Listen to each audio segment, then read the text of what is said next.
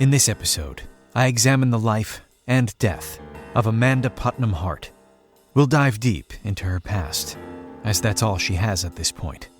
We'll talk with people who admired and loved her, as well as those who were openly hostile towards the woman many credit with saving the Shady Grove pudding empire. I also interviewed people who had no feelings about her either way, but I edited those out.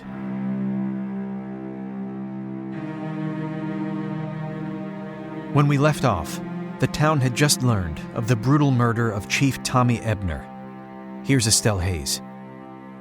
You have to understand, Tommy Ebner's murder kicked the town's sense of panic into overdrive. I mean, I'm not saying a brutal triple homicide is anything to sneeze at, but when it's followed less than 3 weeks later by the chief of police getting stabbed, I mean, even the signboard outside the church where the pastor usually puts up Bible quotes read, "Shit's getting real."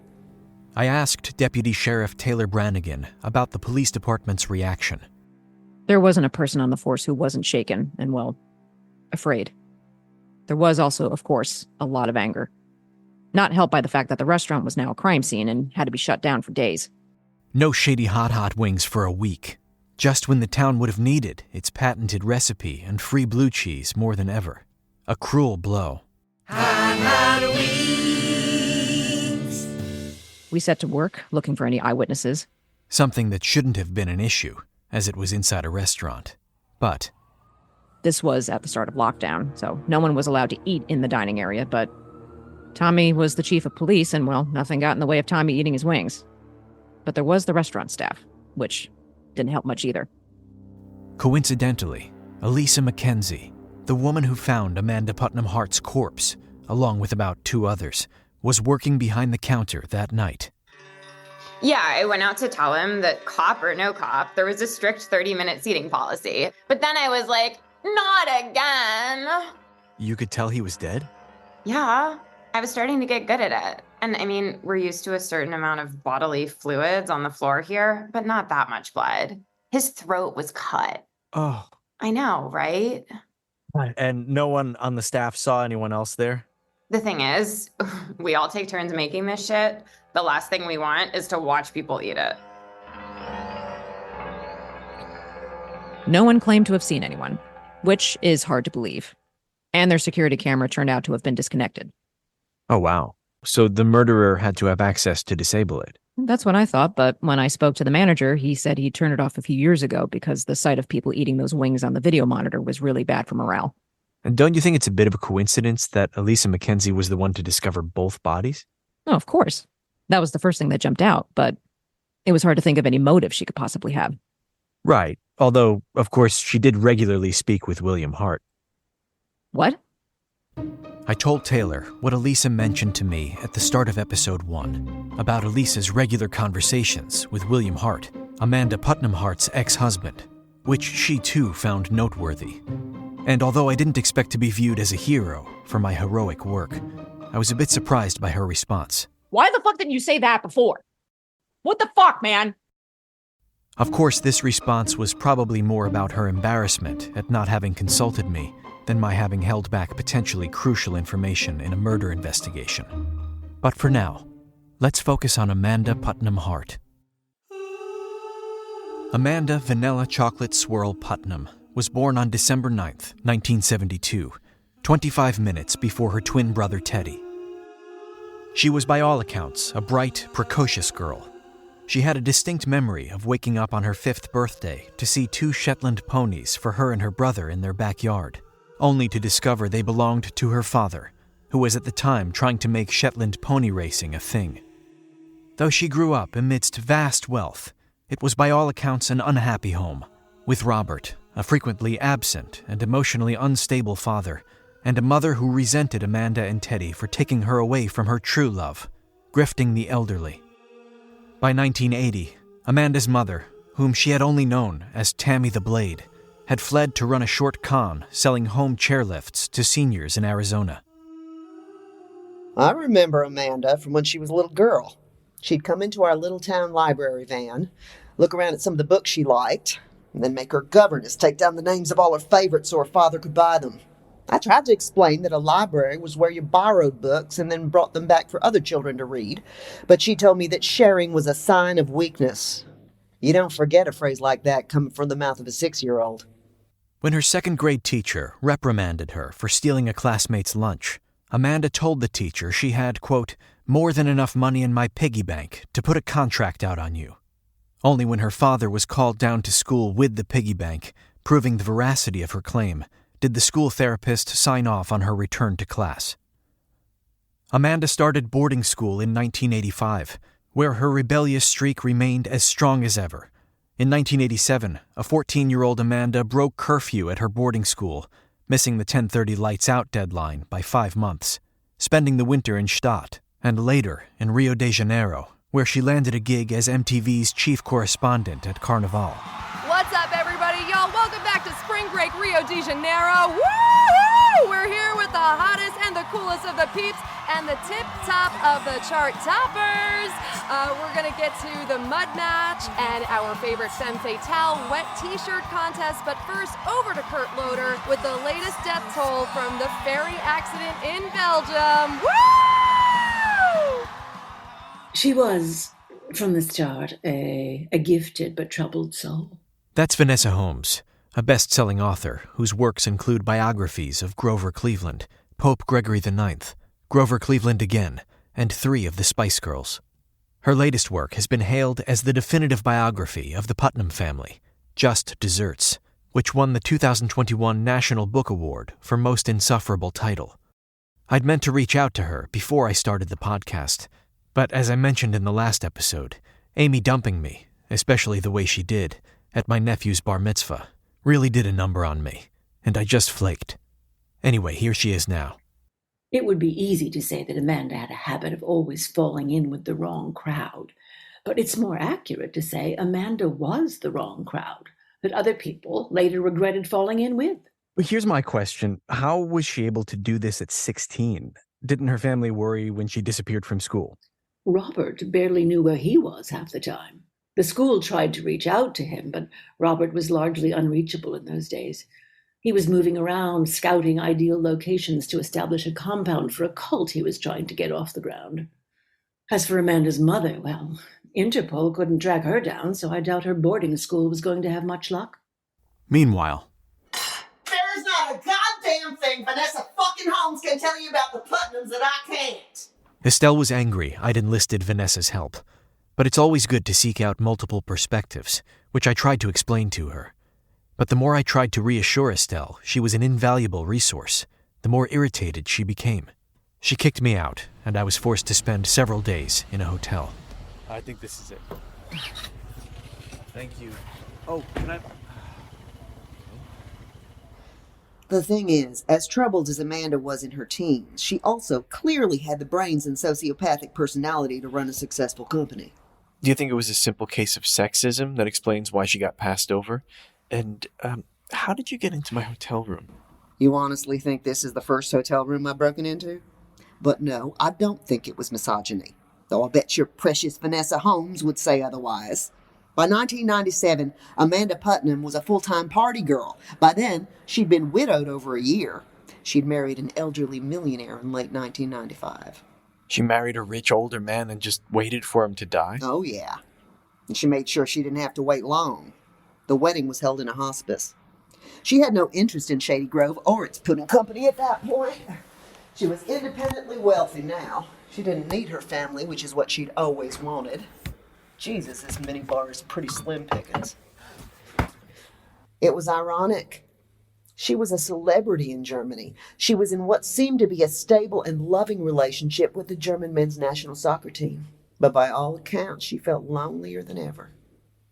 So, if Amanda Putnam was wealthy, why did she come back to Shady Grove in 2008? Well, This is Vanessa again. whom are you talking to? Oh, sorry, I'm just clarifying for the listeners that I'm talking to you again and not Estelle. Estelle? Hayes? You're interviewing Estelle Hayes for this? Well, yes, she's been very helpful. She once tried to assault me, you know, at a book signing of mine. Oh, God, I'm so sorry. And afterward still demanded I sign her book. But I made damn sure my inscription was generic and perfunctory. Wow. Anyway, you were saying about, We'll get to 2008, but not yet. In the early 2000s, Amanda was living in Berlin, where her art installations had earned her some celebrity. Amanda was an artist? She was a performance artist, so no. Her work was consistently praised as gritty.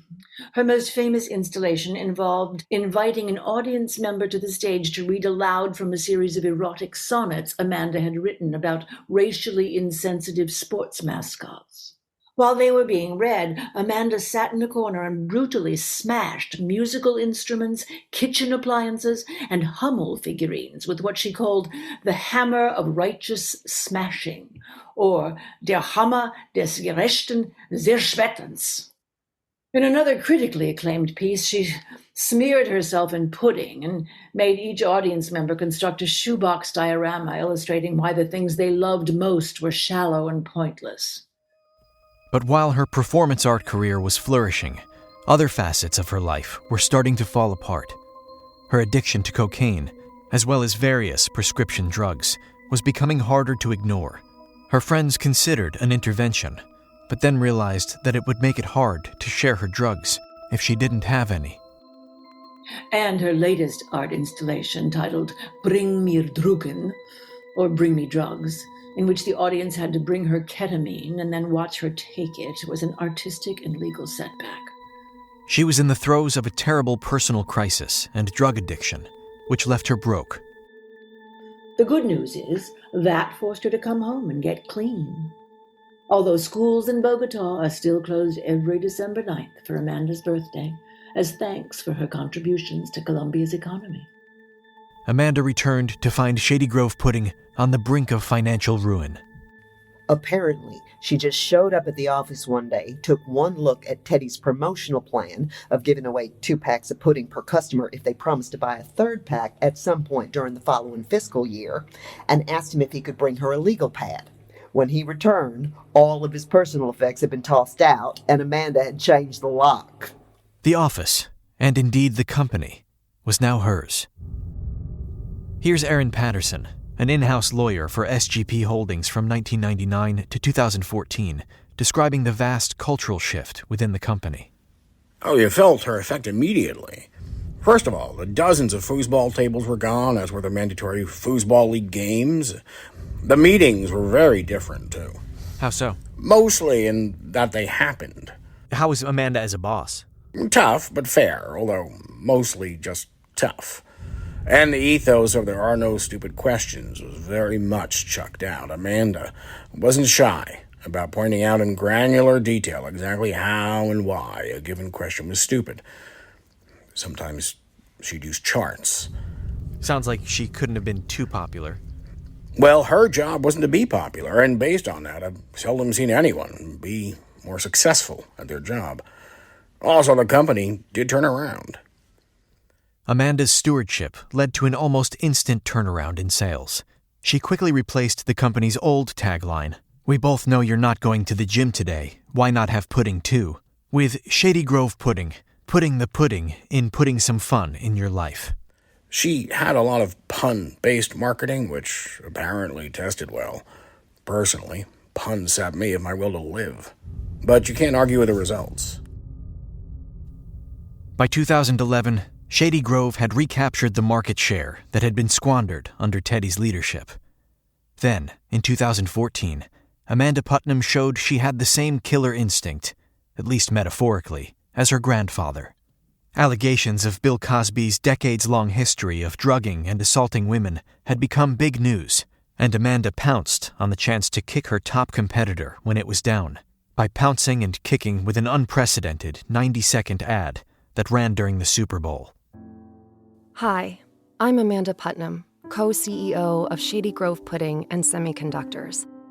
Normally, there's nothing I love more than chatting with people about pudding, and to a lesser extent, semiconducting. But not today. We've all heard about the heinous accusations against Bill Cosby. And while in America we believe in the concept of innocent until proven guilty, we also believe he absolutely did it. These unspeakable acts disgust me as a woman, a human being, And most of all, as a proud pudding monger. The cruelty he displayed and his utter lack of remorse were obviously fueled by pure evil, and most likely large helpings of one of our competitors' pudding. Now, are we suggesting his corporate sponsors should be viewed as equally guilty of these moral obscenities? Yes. Let me assure you, you'll never feel morally sickened at the thought of buying our pudding. That's the Shady Grove pudding promise. I don't see other pudding companies in America, which I happen to think is the greatest country in the world, making the same pledge. Makes you wonder what the other companies have to hide, doesn't it? Could those dark secrets they're definitely keeping from you be as nauseating as the crimes of Bill Cosby? Why take that chance? Shady Grove pudding. Buying it is the best way to show the world you disapprove of Bill Cosby. The infamous Cosby ad was universally pilloried as crass, cynical, and deeply insensitive. Yet the next month, Shady Grove's market share increased by an astonishing 34%. For context, that's a full 8 points higher than 26%. This is when Amanda started receiving hostile emails and even some death threats. Who was sending them? Who wasn't? One email Amanda received in the spring of 2019 did catch her attention. It was from Erica Hobbs. If you'll remember back in the first episode, that guy named Guy mentioned her, and I said she'd come up again. Well, she did. Just now. Erica Hobbs. Ooh, boy. Erica Hobbs' emails weren't threatening in any way, at least on the surface. She emailed Amanda that she was in Shady Grove and that she was there for a reason. Erica Hobbs was the granddaughter of Walter Putnam. To refresh your memory, Walter Putnam was the one who apparently enjoyed murdering sex workers. He was the elder son of the original pudding patriarch, Edward Putnam Sr., and Walter's death was likely engineered by his younger brother, Eddie. Erica certainly made an impression in town.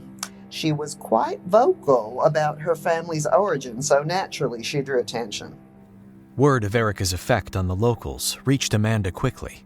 She understood Erica posed a potential threat to the stability she'd finally brought to the company and the town. Erica's presence brought up some long-buried wounds. It was a reminder of the power and corruption of the Putnam family, and even though those crimes happened generations ago, the Putnams were still in control. So people started to speculate if they were still corrupt, or rather, just how corrupt. So, Amanda was forced to take action. But in order to do that, she had to meet her and get a sense of who she was dealing with. This was Erica Hobbs' first trip to Shady Grove. However, it wasn't the first trip to Shady Grove for Erica Hobbs. Or rather, an Erica Hobbs. Because somehow, it turned out there were two Erica Hobbses. Nor was Erica Hobbs.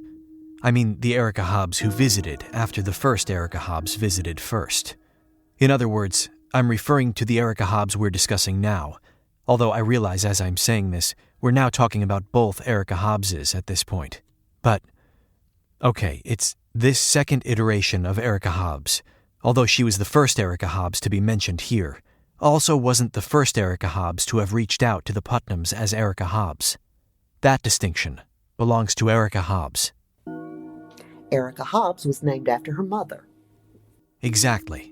Erica Hobbs, the elder, was Walter's younger daughter, Catherine. She was renamed Erica by her mother to throw anyone searching for them off the scent, vastly overestimating how consequential they were. And in February of 1983, she arrived at Shady Grove Pudding's executive offices to find her cousin, Robert Putnam. Unfortunately for Erica, going to his office was perhaps the least effective way to see Robert. Her uncle Eddie Jr. was also nowhere to be found. He spent that spring lecturing on economics at Princeton University. Or he was until that April, when the administration realized no one had invited him to. After 2 weeks of patiently waiting, Erica got a chance to meet with Robert when he arrived to oversee the installation of a Ms. Pac-Man console in his office. Robert barely knew about Walter's existence. He was rarely spoken of, and when he was, Robert usually wasn't paying attention. So, in between rounds of Ms. Pac-Man, Erica filled him in on the history of the family he'd never known. Erica's mother had taken the girls and settled temporarily in Portland, Oregon, where they took their mother's maiden name, Hobbs. Before they left, Edward Sr. promised them they would never want for anything. But his first package to them, 3 cubic tons of tapioca pudding, confirmed her suspicions that her father-in-law was too deranged to be of any help. Erica's mother sold the pudding on the black market and used the proceeds to move abroad. On her deathbed, she told her daughters about their connection to the Putnam family fortune and urged them to fight for what was rightfully theirs. Her older sister had decided to not pursue anything involving the Putnams, opting for a quiet life as a geography teacher. Erica, on the other hand, wanted answers. But, according to Vanessa, any cordiality between the cousins that day soon evaporated after Erica demanded to see their grandfather and had also secured the top 5 high scores in Miss Pac-Man. Things deteriorated very quickly after that. Robert refused to let her see their grandfather, so Erica went to Princeton to confront her uncle. Not even Vanessa knows what happened next. Erica and Eddie were seen leaving campus together, but she was never seen again. So back to 2019. Amanda invited Erica's daughter Erica out to her estate. It's a ridiculously posh mansion. I've never been there, but by all accounts, it's really over the top. The guest house is the second largest home in Shady Grove, after her actual house, and the guest house has its own guest house. It kind of made Erica happy, and Amanda was too shrewd not to realize it. It was a power play. What do you think Erica wanted from Amanda? I can't imagine money wasn't a part of it, but it seemed it was more personal than just pudding. It was about trying to find some closure for her mother and herself. It's hard to imagine what closure would even look like. The thing is, Amanda wasn't responsible for what happened to Erica's mother. Who was also named Erica. What is your deal with that? What? You just seem disproportionately confused by the fact a mother and daughter have the same name. Yeah, I'm sorry. To be honest, Amy hadn't been returning my texts, and I hadn't been sleeping well because the pillows at the new hotel were very thin. I tried explaining this to Estelle. Well, you've got Vanessa fucking Holmes and her generic and perfunctory inscriptions to blame for that. Anyway, Amanda didn't kill Erica's mother, but on the other hand, I don't think she was the kind of person who's much good at empathy. Erica Sr. Amanda, for fuck's sake. Jesus. For all of her talents, Amanda never got the hang of faking sincerity. Right. I'm sorry I snapped just now. Do you want to talk about Amy? No, well, I've just been really struggling. See, all she had to do was fake it like I just did, and it would have saved a lot of ugliness. And who knows, maybe even Amanda's life. Erica left Shady Grove the following morning, but returned 2 weeks later, bringing her lawyer with her. She called a press conference. I came to Shady Grove because I wanted to connect with my cousins. But Amanda Putnam told me that she would never let me be a part of her life, or her empire made of pudding, which is made of blood, which my attorney advises me I have to make clear the part about the blood is a metaphor. She claims I'm only interested in money. Nothing could be further from the truth. This is why today I'm announcing I'm seeking $43.8 million in damages from the Putnam family for emotional cruelty. And now, after a brief statement from my attorney, I'll be happy to answer questions. Thank you, Erica. We will not be answering any questions at this time. After that, Amanda made her play, and it was a brilliant one. People were shocked by the Amanda and William thing, but it made perfect sense to me. She saw Alice Hart was struggling to win her run for governor, and suddenly Amanda and William are in love, and the Hart campaign has a substantial war chest.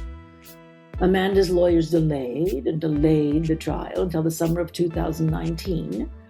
But the first thing Alice Hart did as governor is sign a bill into law banning frivolous lawsuits, which were defined in the legislation as anything based on feelings. So it would seem that Governor Alice Hart, who had been given great power, did not handle the great responsibility that came with it greatly. And Erica Hobbs went into hiding. She went full hermit, which she posted about daily on TikTok with the handle @PuddingBitch1938.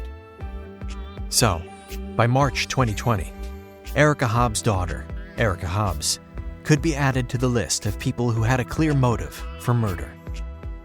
And Elisa McKenzie seems to have had unique access to each of the murder victims.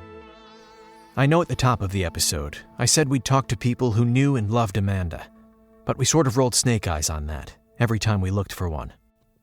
Anyway, in episode 5, the plot and the pudding thicken. I'm Charles Incarica, and this continues to be The Murderer Killings.